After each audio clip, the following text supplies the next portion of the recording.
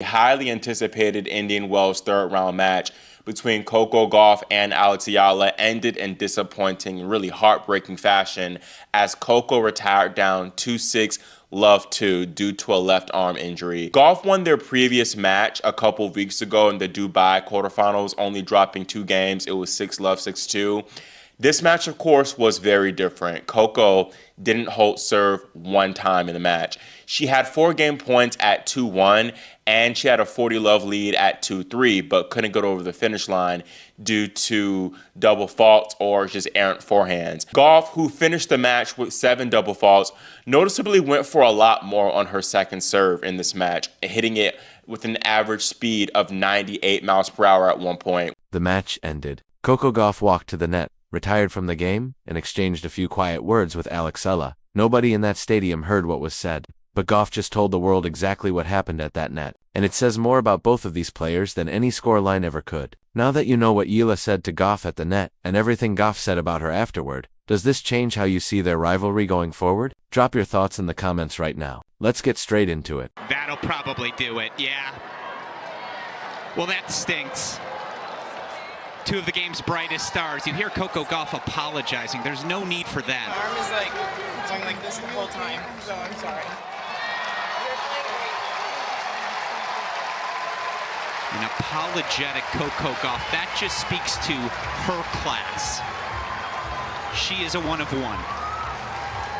Coco Gauff sat down in her post-match press conference at Indian Wells and someone asked her the question. Everyone watching had been wondering about what did Alex Eala actually say to her when they met at the net after the retirement, because there was clearly a moment there. Both players looked like they felt the weight of how the match ended. Gauff looked regretful. Eala looked concerned, and they stood there for a few seconds and spoke before going their separate ways. Gauff's answer was simple. She said Aya told her she hoped she felt better. Things like that. Short, genuine, human, no drama, no performance, just one competitor checking on another in a moment that had nothing to do with rankings or trophies. And that answer, that tiny quiet exchange at the net, somehow says more about Alex Eala than any of the stats from the match do. Because it's easy to be gracious when you lose. It is a completely different thing to be genuinely kind when you win, especially when you've been waiting 2 weeks to get revenge on the person who just beat you 6-0 in a previous match. But let's back up and put the full picture together, because there's a lot happening here, and all of it is worth unpacking properly. 2 weeks before Indian Wells,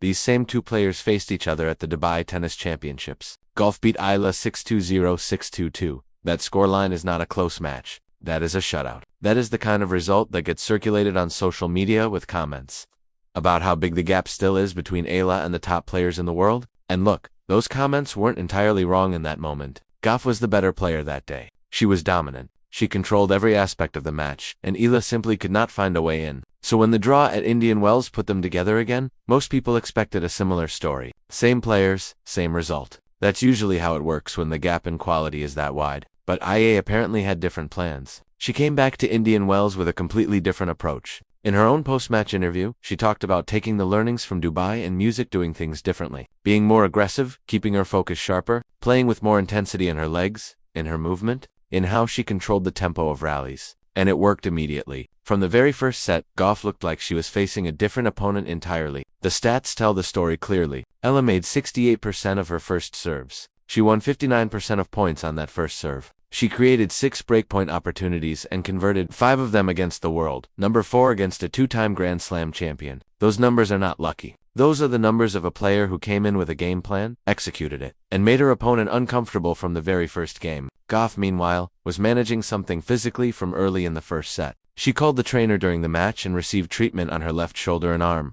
Her first serve percentage dropped to 44%. She committed 7 double faults in the first set alone. By the time the second set started and she lost her serve in the second game, the decision to retire wasn't a surprise anymore. The only question was when it would come, not if. But here's what Gauff said in her press conference that actually matters most. And it's the part that didn't get nearly as much attention as it deserved. She said she felt really bad about pulling out. She said, "You never want to retire from a match." And then she added something specific. She said she felt worse about it because of how well Eala was playing. She said she didn't want to take anything away from the way Eala was performing. Read that again. The player who just had to retire from a match, who was in physical pain, who was dealing with an injury that made it impossible to continue. Her first concern in the press conference was making sure the credit went to her opponent. That is a remarkable thing to say, and it means something coming from a player of Gauff's stature because she didn't have to say it. She could have just talked about the injury, expressed disappointment, and moved on. Instead, she made it a point to tell the world that Eala was playing great tennis and deserved full recognition for it. She also said something that revealed exactly how much respect she has for Eala as a competitor.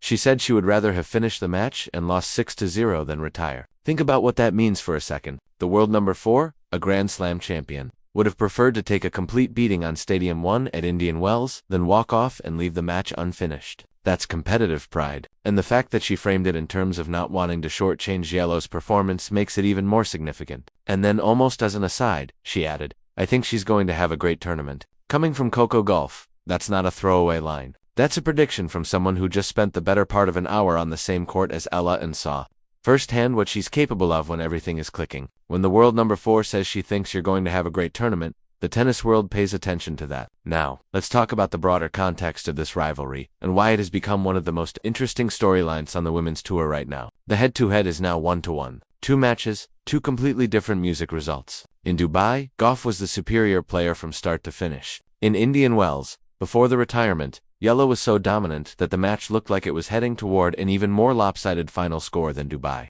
Just in the opposite direction. That kind of swing tells you that neither player has completely figured the other one out yet, which means every future meeting between them is going to be genuinely unpredictable. And that's exactly the kind of rivalry women's music tennis needs right now. Not just the established dynamic between the top 5 players who all know each other's games inside out, but a rising challenger who can walk onto the court 2 weeks after getting crushed and produce one of the most dominant performances of the current music season. That narrative is compelling, and both players have the personality and the game to make it last. Gauff, for her part, has been consistently generous in how she talks about Yala back in Dubai. After winning convincingly, she specifically thanked Yala for bringing new fans to the sport. She talked about how Filipino supporters had turned the Dubai venue into something resembling a home crowd and called it great for tennis. She said she sees why people root for Yala and that she roots for her too when they're not playing each other. That kind of public generosity from an established star toward a rising one is not always guaranteed in professional sports. Some players see a competitor gaining ground and get defensive about it. Gauff has done the opposite.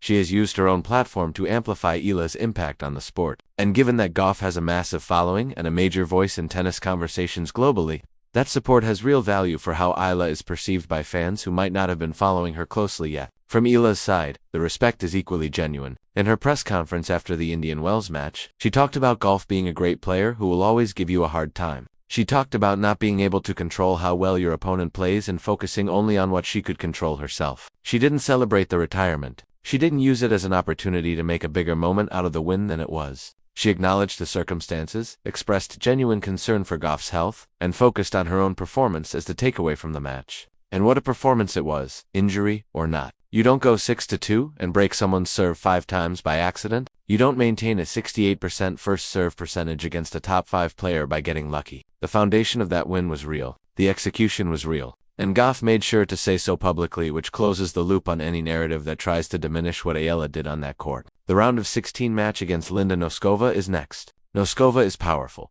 hits the ball hard, and has enough experience at this level to be genuinely dangerous. She is not going to make things easy, but Eala goes into that match with something that is very difficult to manufacture. Momentum built on genuine confidence, not just results. The kind of confidence that comes from walking onto the biggest court at one of the biggest tournaments in the world and outplaying a Grand Slam champion so thoroughly that even the champion goes out of her way to credit your performance in her own press conference. That is where Alex Eala is right now. 20 years old, ranked 31st in the world and climbing in the round of 16 at Indian Wells for the first time in her career, with Coco Gauff telling the world she thinks the tournament is about to get a lot more interesting. The whisper at the net was simple: get well soon. Things like that. Nothing dramatic, nothing designed for the cameras. Just 2 people who respect each other in a moment that neither of them wanted to end the way it did, being decent human beings. But that small moment at the net is actually the whole story. It tells you who I is when nobody is writing about her. It tells you who Gauff is when the match is already over and she has nothing left to prove. And it tells you that this rivalry, however it plays out over the next few years, is going to be worth watching closely because the tennis is great, but the people playing it are even better. Coco Gauff didn't just reveal what Eala said at the net, she told the world exactly how she sees this rivalry. However it plays out over the next few years, is going to be worth watching closely because the tennis is great, but the people playing it are even better. Coco Gauff didn't just reveal what Eala said at the net, she told the world exactly how she sees this rivalry and where she thinks it's going. And honestly, it's hard to argue with her. If you want to follow every chapter of this story as it unfolds, hit like and subscribe. This one is far from